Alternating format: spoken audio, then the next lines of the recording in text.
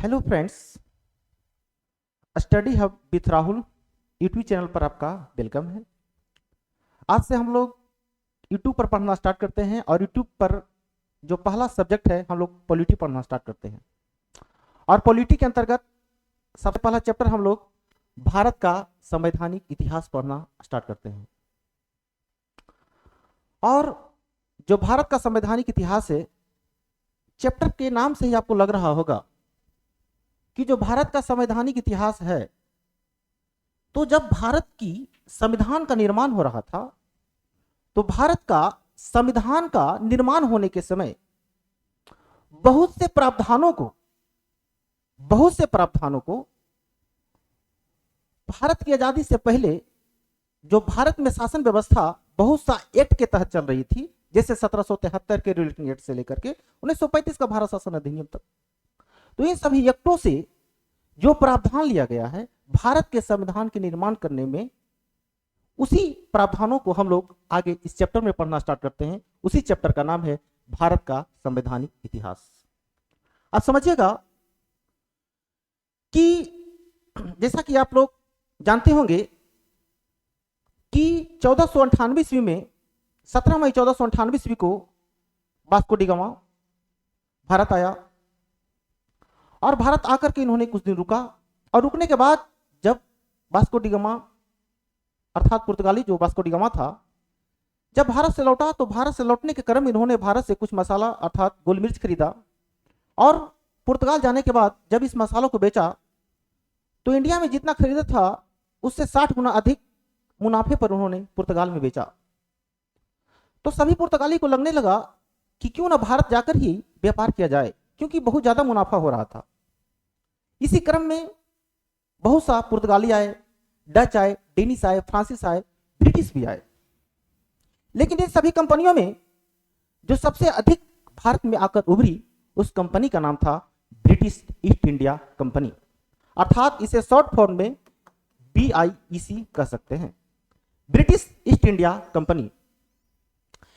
British east India company की स्थापना आपका 31 दिसंबर 1600 ईस्वी को हुई। जब ब्रिटिश ईस्ट इंडिया कंपनी की स्थापना 31 दिसंबर 1600 ईस्वी को हुई, उस समय ब्रिटेन की महारानी एलिजाबेथ प्रथम थी। तो जो भी ब्रिटिश इंडिया कंपनी था, उन्होंने महारानी को कहा कि सभी यूरोपीय कंट्री के देश भारत जाकर व्यापार कर रहे हैं और बहुत अधिक मुनाफा कमा रहे हैं, इस कारण से हम भी सोचे, अर्थात ब्रिटिश इंडिया कंपनी बोला महारानी एलिजाबेथ प्रथम से कि हम भी चलते हैं भारत व्यापार करने के लिए। तो महारानी बोला ठीक है, बोले ठीक है। तो महारानी ने ब्रिटिश ईस्ट इंडिया कंपनी को भारत तथा पूर्वी एशियाई देशों के साथ व्यापार करने के लिए इन्होंने 15 वर्षों का अनुमति दिया। आगे चल करके ब्रिटेन के सम्राट जेम्स प्रथम थे। ब्रिटेन के सम्राट जेम्स प्रथम ने 1609 ईस्वी में ब्रिटिश इंडिया कंपनी को भारत तथा पूर्वी एशियाई देशों के साथ व्यापार करने के लिए अनिश्चितकालीन समय के लिए व्यापार का अधिकार दे दिए, अर्थात बोले कि जाइए आप लोग जितने समय तक व्यापार करना है व्यापार कीजिए। यह बात जेम्स प्रथम ने बोले थे 1609 में। तो इनके बोलने के बाद ब्रिटिश इंडिया कंपनी भारत आई व्यापार करने, और जिस समय ब्रिटिश इंडिया कंपनी भारत आई व्यापार करने, उस समय भारत में मुगल शासन चल रहा था, और मुगल शासन के अंतर्गत उस समय अकबर शासन कर रहे थे। आप समझ सकते हैं कि 1600 ईस्वी के आसपास अकबर का ही शासन था। और जब ब्रिटिश इंडिया कंपनी भारत में व्यापार करने आई, तो उस समय मुगल शासक अकबर शासन कर रहे थे, और ब्रिटिश जो व्यापार करना स्टार्ट करती है, वह जहांगीर के काल में ब्रिटिश ईस्ट इंडिया कंपनी व्यापार करना स्टार्ट कर देती है। आगे चल करके जब जहांगीर के काल में ब्रिटिश इंडिया कंपनी व्यापार करती है और व्यापार करते रहती है ब्रिटिश इंडिया कंपनी,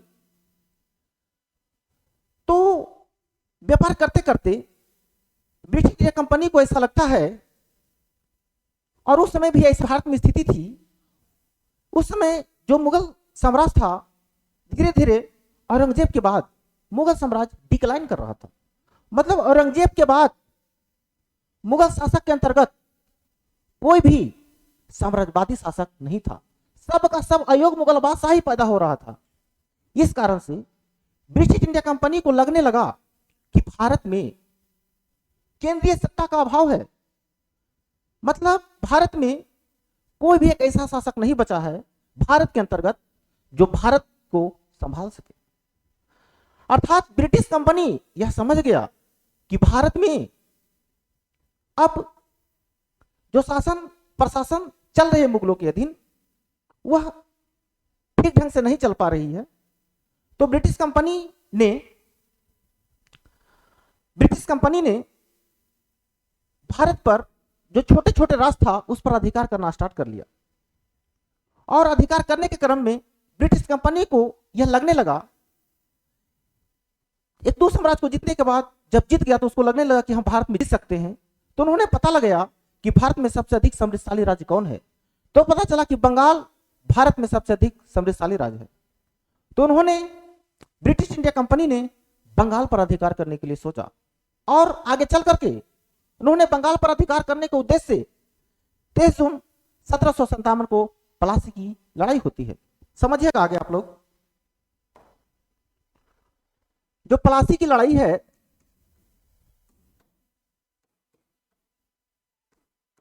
यह प्लासी की लड़ाई 23 जून 1757 को हुई थी। और प्लासी की लड़ाई एक वास्तविक लड़ाई नहीं थी, बल्कि प्लासी की लड़ाई यह एक षड्यंत्र मात्र था। क्योंकि ऐसा हम इसीलिए कह सकते हैं क्योंकि प्लासी की लड़ाई होना था 22 जून 1757 को, लेकिन मीर जाफर के धोखाधड़ी के कारण प्लासी की लड़ाई 23 जून 1757 को हुआ। तो प्लासी की लड़ाई ब्रिटिश इंडिया कंपनी इसीलिए लड़ी थी क्योंकि ब्रिटिश इंडिया कंपनी भारत पर अधिकार करना चाहती थी और भारत पर अधिकार करने के लिए उस समय सबसे समृद्ध साम्राज्य बंगाल था। उन्होंने इसलिए बंगाल को जीतने के लिए प्लासी की लड़ाई लड़ी और प्लासी की लड़ाई 23 जून 1757 को हुई। और प्लासी की लड़ाई बंगाल के नवाब सिराजुद्दौला और उधर से रॉबर्ट क्लाइव था। अर्थात प्लासी की लड़ाई सिराजुद्दौला और रॉबर्ट क्लाइव के बीच हुई। लेकिन इस लड़ाई में सिराजुद्दौला और रॉबर्ट क्लाइव के बीच जब यह प्लासी का युद्ध हुआ भागीरथी नदी के किनारे, तो जैसे ही युद्ध होना स्टार्ट हुआ तो यह युद्ध कुछ घंटों में ही, चंद घंटों में ही समाप्त होने के कगार पर आ गया। तब सिराजुद्दौला को लगने लगा कि नहीं, कहीं ना कहीं मेरे साथ षड्यंत्र हुआ है। और इस प्लासी की लड़ाई में जो सिराजुद्दौला का सेनापति मीर जाफर था, यह मीर जाफर रॉबर्ट क्लाइव से जाकर मिल चुका था। और जब इन दोनों के बीच लड़ाई होना स्टार्ट हो गया तो मीर जाफर ने लड़ाई में अपना नेतृत्व ही नहीं कर पा रहा था, अपना लड़ाई ही नहीं लड़ पा रहा था। तो कुछ घंटों में ही सिराजुद्दौला और रॉबर्ट क्लाइव के बीच प्लासी का युद्ध समाप्त हो गया। और सिराजुद्दौला को यह लग गया कि मीर जाफर तो मेरे साथ गद्दारी किया है। यह युद्ध असल में ही सिराजुद्दौला समझ गया। इस कारण से सिराजुद्दौला ने जब लड़ाई समाप्त होने के बाद जब वो अपने राजधानी नगर मुर्शिदाबाद लौट रहे थे तो राजधानी नगर लौटने के क्रम में ही मीर जाफर के पुत्र मीरन के इशारे पर मोहम्मद बेग नामक व्यक्ति ने सिराजुद्दौला की हत्या कर दी। और सिराजुद्दौला की हत्या मोहम्मद बेग नामक व्यक्ति ने कर दी और सिराजुद्दौला को मौत के घाट उतार दिया। जैसे ही सिराजुद्दौला की मृत्यु होती है तो सिराजुद्दौला की मृत्यु के बाद बंगाल का नवाब कौन बनेगा यह बात डिसाइड रॉबर्ट क्लाइव करता, अर्थात अंग्रेज करता। तो यहां से हम कह सकते हैं कि प्लासी की लड़ाई के पश्चात ही अंग्रेजों ने भारत में ब्रिटिश प्रभुसत्ता स्थापना कर ली। अर्थात बंगाल का नवाब अब कौन बनेगा, यह बात रॉबर्ट क्लाइव डिसाइड करता। आगे चल करके प्लासी की लड़ाई के पश्चात ब्रिटिश इंडिया कंपनी भारत में शासन प्रशासन कर ही रहा था, व्यापार कर ही रहा था। तो आगे चल करके कुछ समय के बाद एक युद्ध होती है जिसे बक्सर का युद्ध कहा जाता है। और जो बक्सर का युद्ध है,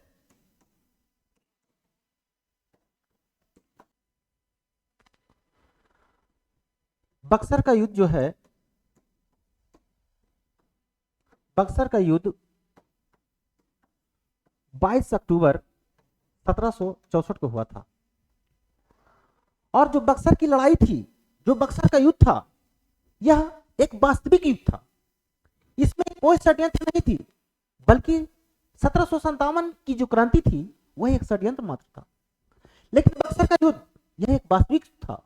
और इस युद्ध जो हुआ है, एक तरफ से भारत की संयुक्त सेना और दूसरी तरफ से कंपनी।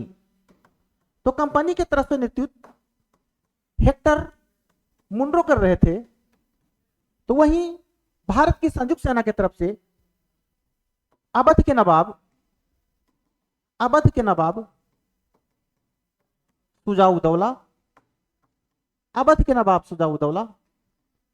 बंगाल के अपदस्थ नवाब मीर कासिम और मुगल बादशाह शाह आलम द्वितीय के बीच हुआ। जब बक्सर का युद्ध भारत की संयुक्त सेना और कंपनी के बीच हुआ, तो इन युद्धों में कंपनी की जीत हो गई और भारत की संयुक्त सेना की हार हो गई। जब यह युद्ध में कंपनी की जीत हो गई और भारत की संयुक्त सेना की हार हो गई, तब भारतीयों को यह लगने लगा, भारतीय शासकों को यह लगने लगा कि कंपनी अब भारत में वास्तविक रूप से लगता है अब शासन प्रशासन कर लेगी। क्योंकि जो बक्सर की लड़ाई थी यह एक वास्तविक लड़ाई थी, और वास्तविक लड़ाई में भी कंपनी ने भारत की संयुक्त सेना को अपदस्थ कर दिया, अर्थात पराजित कर दिया। तो यह पराजित होने के बाद आगे चल करके बक्सर की लड़ाई के बाद एक संधि होती है जिसे इलाहाबाद की संधि कहा जाता है। इलाहाबाद की संधि होती है और इलाहाबाद की संधि 1765 में होती है। तो इलाहाबाद की संधि में यह कहा जाता है कि अब जो भी है बंगाल, बिहार तथा उड़ीसा का जो भी क्षेत्र है, वो सभी क्षेत्रों में जो कर की वसूली है, अर्थात जो दीवानी है, वह कंपनी करेगा। मतलब अब कर वसूलने का अधिकार बंगाल, बिहार तथा उड़ीसा के क्षेत्रों में कंपनी को प्राप्त हो गया, अर्थात दीवानी अधिकार कंपनी को प्राप्त हो गया। और 1771 तक जाते जाते कंपनी को प्रशासनिक अधिकार भी मिल गया। तो British east India company Bharat में व्यापार करने आई थी, लेकिन व्यापार करते करते इन्होंने भारत में आकर अपना शासन प्रशासन करना स्टार्ट कर दिया, अर्थात कर भी वसूलना स्टार्ट कर दिया, प्रशासनिक व्यवस्था भी संभालना स्टार्ट कर दिया। तब यह बात ब्रिटिश संसद को खबर लगी। तो ब्रिटिश संसद ने ब्रिटिश कंपनी पर अपनी शिकंजा कसने के लिए जो एक्ट पारित किया है, उसी एक्ट को हम लोग रेगुलेटिंग एक्ट करते हैं। और उसी एक्ट में जो सबसे पहला एक्ट है उसे 1773 का रेगुलेटिंग एक्ट कहा जाता है। 1773 का रेगुलेटिंग एक्ट। जो 1773 का रेगुलेटिंग एक्ट है, तो इस एक्ट के बारे में आगे हम लोग पढ़ना स्टार्ट करते हैं। लेकिन यहां पर ध्यान दीजिएगा कि 1773 के रेगुलेटिंग एक्ट के समय जो ब्रिटेन के प्रधानमंत्री थे नॉर्थ ब्रुक थे। और 1773 के रेगुलेटिंग एक्ट के तहत जो बंगाल का गवर्नर था, उसका पदनाम बदल करके बंगाल का गवर्नर जनरल कर दिया गया। बंगाल का गवर्नर जनरल कर दिया गया। मतलब 1773 के रेगुलेटिंग एक्ट के तहत बंगाल के गवर्नर का पद नाम बदलकर बंगाल का गवर्नर जनरल कर दिया गया। और 1773 के रेगुलेटिंग एक्ट के तहत ही कलकत्ता में एक सुप्रीम कोर्ट की स्थापना की गई।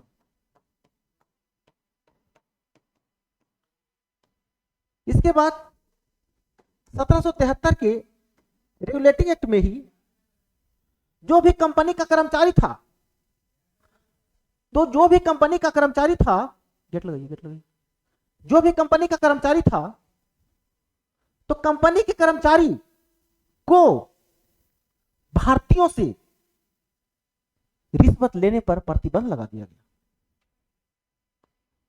और जो भी कंपनी का कर्मचारी था, तो भारतीयों से रिश्वत लेने पर प्रतिबंध लगा दिया गया। साथ ही साथ भारतीयों से उपहार लेने पर भी प्रतिबंध लगा दिया गया। और जो भी कंपनी का कर्मचारी था, उसे निजी व्यापार करने पर भी प्रतिबंध लगा दिया गया। इसके साथ साथ 1773 के रेगुलेटिंग एक्ट के तहत ही गवर्नर जनरल को उनके कार्यों में सहयोग करने के लिए एक 4 सदस्यीय गवर्निंग काउंसिल का गठन किया गया। 4 सदस्यीय गवर्निंग काउंसिल का गठन किया गया। तो जो 4 सदस्यीय गवर्निंग काउंसिल का गठन किया गया है, यह 1773 के रेगुलेटिंग एक्ट के तहत किया गया है। और जो 4 सदस्य थे, उनका पहला नाम था फिलिप फ्रांसिस, दूसरा क्लेबरिंग, तीसरा मॉनसन, चौथा बारबेल। तो यहां पर इन 4 सदस्यों का नाम तो ध्यान रखना ही रखना है, लेकिन यहां पर आपके एग्जाम में यह क्वेश्चन पूछा जाएगा कि कौन सी एक्ट में गवर्नर जनरल को उनके कार्यों में सहयोग करने के लिए 4 सदस्यीय गवर्निंग काउंसिल का गठन किया गया था। तो आंसर होगा इसका 1773 का रेगुलेटिंग एक्ट। लेकिन आपके एग्जाम में आगे यह भी पूछा जा सकता है कि कौन सी अधिनियम में गवर्नर जनरल को उनकी कार्यों में सहयोग देने के लिए जो 4 सदस्यीय गवर्निंग काउंसिल का गठन किया गया था, उन्हें 3 सदस्यीय कर दिया गया। तो यह बात 1784 के पिट्स इंडिया एक्ट में कहा गया था। तो यही सब बात आगे ध्यान देना है। और 1773 के रेगुलेटिंग एक्ट में ही आगे चल करके इसमें जो बंबई के गवर्नर थे और जो मद्रास के गवर्नर थे, तो बंबई और जो मद्रास का गवर्नर था, उन गवर्नरों को बंगाल के गवर्नर जनरल के अधीन 1773 के रेगुलेटिंग एक्ट के तहत ही किया गया। अर्थात यह भी बात ध्यान देना है कि जो भी मद्रास का गवर्नर था, जो भी बंबई का गवर्नर था, इन दोनों गवर्नरों को बंगाल के गवर्नर जनरल के अधीन 1773 के रेगुलेटिंग एक्ट के तहत ही किया गया। आगे चल करके 1773 के रेगुलेटिंग एक्ट में कलकत्ता में सुप्रीम कोर्ट की स्थापना की गई।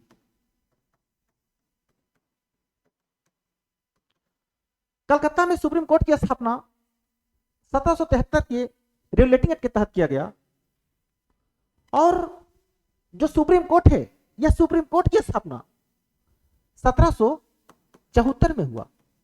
लेकिन क्वेश्चन आपके एग्जाम में पूछेगा कि सुप्रीम कोर्ट की स्थापना कौन से अधिनियम के तहत हुआ? तो 1773 के रेगुलेटिंग एक्ट के तहत। लेकिन स्थापना कब हुआ? तो 1774। ध्यान देना है, इस क्वेश्चन में कंफ्यूजिंग होता है। आगे समझना है कि जो सुप्रीम कोर्ट था, सुप्रीम कोर्ट में एक मुख्य न्यायाधीश तथा 3 अन्य न्यायाधीश थे। तो जो सुप्रीम कोर्ट का मुख्य न्यायाधीश तथा अन्य न्यायाधीश था, तो यहां पर ध्यान से आपको यह बात समझना है, ये क्वेश्चन आरएस में पूछा गया था कि जो कलकत्ता में सुप्रीम कोर्ट का गठन किया गया था उस समय 1773 के समय जो सुप्रीम कोर्ट का जो गठन किया गया था, मुख्य न्यायाधीश का जो गठन किया गया था, मुख्य न्यायाधीश की जो नियुक्ति की गई थी, या इसको हटाना रहेगा तो कौन हटाएगा? तो इसे क्राउन, जो ब्रिटिश क्राउन था, ब्रिटिश क्राउन ही इसे अपॉइंटमेंट करेंगे और इसे रिमूव भी करेंगे। तो यह बात यहाँ पर point as be noted important section है जो कि अच्छे एग्जाम में पूछ सकता है इन फ्यूचर। तो समझना है कि कलकत्ता में सुप्रीम कोर्ट की स्थापना 1773 के रेटिंग एक्ट के तहत किया गया था और सुप्रीम कोर्ट की स्थापना 1774 में हुई। लेकिन यहां पर यह समझना है कि बंगाल के गवर्नर का पदनाम बदल करके बंगाल का गवर्नर जनरल 1773 में भी किया गया और सुप्रीम कोर्ट की भी स्थापना 1773 के रेटिंग एक्ट के तहत किया गया। लेकिन 1773 के रेटिंग एक्ट में हुआ क्या कि जो बंगाल का गवर्नर जनरल उसको पदनाम किया गया तो उसके कार्य क्षेत्र में भी वृद्धि किया गया और कलकत्ता में सुप्रीम कोर्ट की स्थापना किया गया तो सुप्रीम कोर्ट को भी पावर दिया गया। लेकिन इन दोनों का जो पावर था, इन दोनों पावर का बीच का डिस्ट्रीब्यूशन नहीं किया गया। मतलब कलकत्ता के सुप्रीम कोर्ट जो था उस सुप्रीम कोर्ट का काम का बंटवारा नहीं किया गया और जो बंगाल का गवर्नर था उसको भी काम का बंटवारा नहीं किया गया। तो मतलब कभी कभी ऐसा होता था कि उसके काम में यह दखल दे देता था और उसके काम में एक दूसरे को दखल दे देता था। इस कारण से इन दोनों के बीच विवाद उत्पन्न हो जाता था। तो मतलब हम कह सकते हैं कि ब्रिटिश संसद ने जो 1773 का रेटिंग एक्ट भारत में ब्रिटिश कंपनी पर शिकंजा कसने के लिए जो अधिनियम बनाया था वह अधिनियम में एक भूल हो गया था।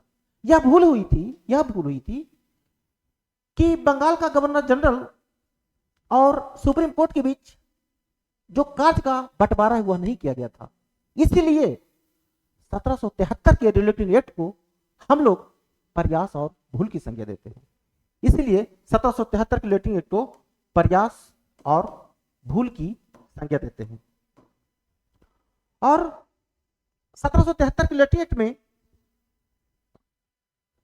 जो काम का बंटवारा नहीं किया गया था तो आगे चल करके इसके कार्य को बंटवारा करने के लिए, डिवाइड करने के लिए एक अमेंडमेंट एक्ट लाया गया जिसे 1781 का अमेंडमेंट एक्ट कहा जाता है। 1781 के अमेंडमेंट एक्ट में बंगाल का गवर्नर जनरल और सुप्रीम कोर्ट के बीच कार्यों का बंटवारा किया गया। 1781 का अमेंडमेंट एक्ट में यही किया गया कि जो बंगाल का गवर्नर जनरल था और सुप्रीम कोर्ट था, आगे है आपका 1784 का Pitt's India act. Pitt's India act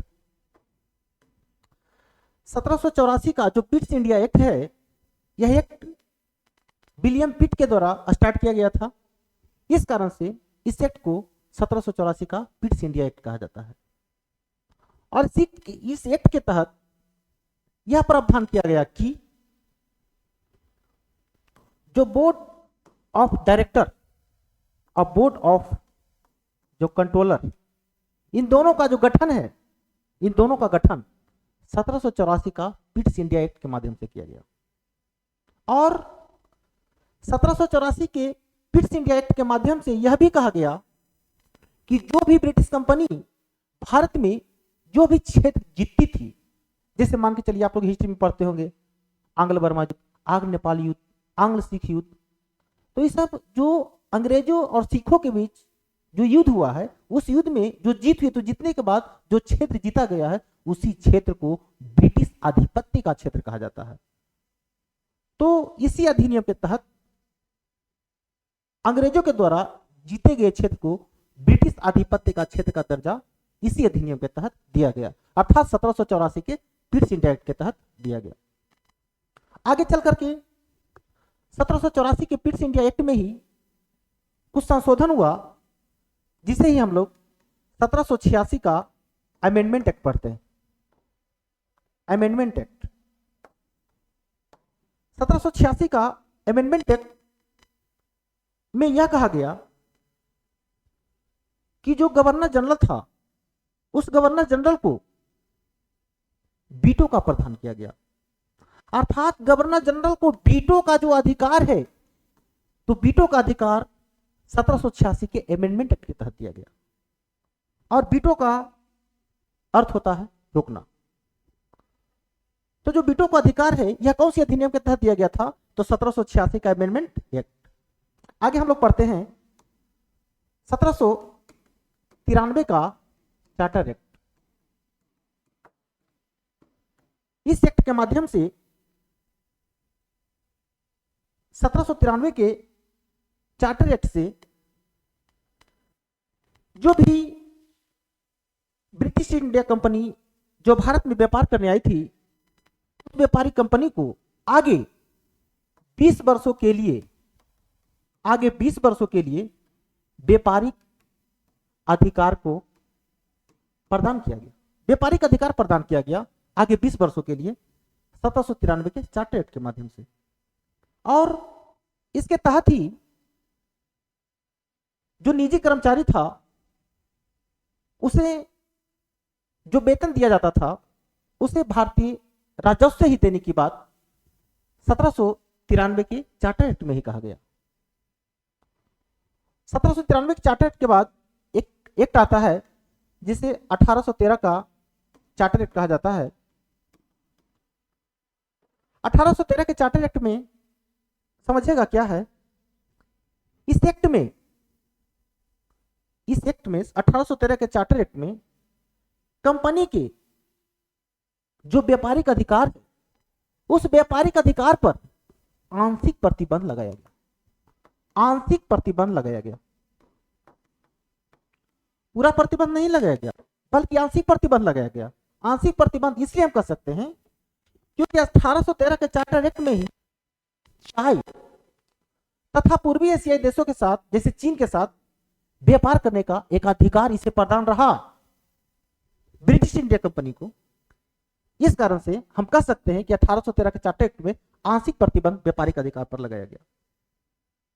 और 1813 के चार्टर एक्ट के तहत ही जो ईसाई मिशनरी है, ईसाई मिशनरियों को भारत में प्रचार करने के लिए खुली छूट दी गई।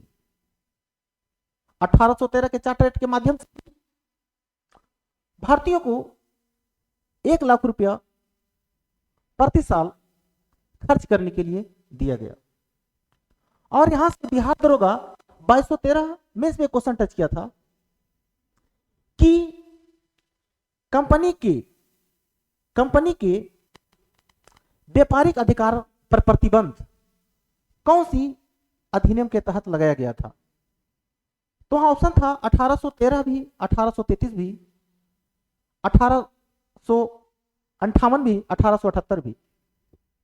तो इसका आंसर अगर जो वहां पर क्लियर करता कि आंशिक प्रतिबंध तो हटा 1813, बोलता पूर्ण प्रतिबंध 1833, लेकिन ऐसे ही बोल दिया था कि प्रतिबंध लगाया गया, व्यापारिक अधिकार पर प्रतिबंध लगेगा कौन सी अधिनियम के तहत।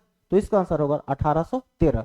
आंशिक बोले या ना बोले, आंशिक बोलेगा तो भी 1813 और बोलेगा सीधा कि अगर जो व्यापारिक एकाधिकार पर पूर्ण प्रतिबंध लगाया गया तो होगा 1833। लेकिन ऐसे ही नॉर्मल बोल देगा कि व्यापारिक एकाधिकार पर प्रतिबंध लगाया गया तो होगा 1813 का चार्टर एक्ट के तहत। और 1813 के चार्टर एक्ट के बाद हम लोग आगे पढ़ते हैं 1833 का अधिनियम। और इस एक्ट के तहत सबसे पहली बार जो बंगाल का गवर्नर जनरल है, इस बंगाल के गवर्नर जनरल का पदनाम बदल करके भारत का गवर्नर जनरल किया गया। और जो 1833 का चार्टर अधिनियम है, तो 1833 के अधिनियम में ही व्यापारिक एकाधिकार पर पूर्ण प्रतिबंध लगाया गया। अर्थात हम कह सकते हैं कि 1833 के अधिनियम में ही टोटल के टोटल प्रशासनिक व्यवस्था पर ही जोर दिया गया। मतलब जो भी व्यापारिक एकाधिकार था चाय और चीन के साथ टोटल का टोटल समाप्त कर दिया गया। मतलब पूरे तरीके से प्रतिबंध लगा दिया गया 1833 के अधिनियम के तहत। और जब व्यापारिक एकाधिकार पर प्रतिबंध लगा दिया गया तो हम कह सकते हैं यहां से इस अधिनियम के बाद से ही प्रशासनिक व्यवस्था पर ज्यादा बल दिया गया। और 1833 के चार्टर एक्ट के द्वारा ही 1833 के अधिनियम के द्वारा ही आगे चल करके जो भारतीय जो है वह ब्रिटिश कंपनी में आसानी से भाग ले सकते थे। पहले ऐसा नहीं था। पहले धर्म, मूल वंश, जाति आधार पर प्रतिबंध लगाया जाता था, भेदभाव किया जाता था, लेकिन उन सभी प्रतिबंधों को 1833 के अधिनियम के द्वारा ही समाप्त कर दिया गया। और 1833 के चार्टर एक्ट के द्वारा ही बंगाल का गवर्नर जनरल का पदनाम बदलकर भारत का गवर्नर जनरल किया गया। और यह क्वेश्चन 2446 दरोगा प्रीलिम्स में पूछा गया था। यहीं तक टोटल के टोटल हम लोग चार्टर एक्ट को देख चुके हैं। अब आगे हम लोग नेक्स्ट क्लास में देख लेंगे, क्योंकि अभी लेट नाइट हो रही है, इस कारण से आज यहीं तक रहने देते हैं। ठीक है, आप लोग अच्छे से रिवाइज कीजिएगा। नेक्स्ट वीडियो में हम मिलते हैं। Bye, good night.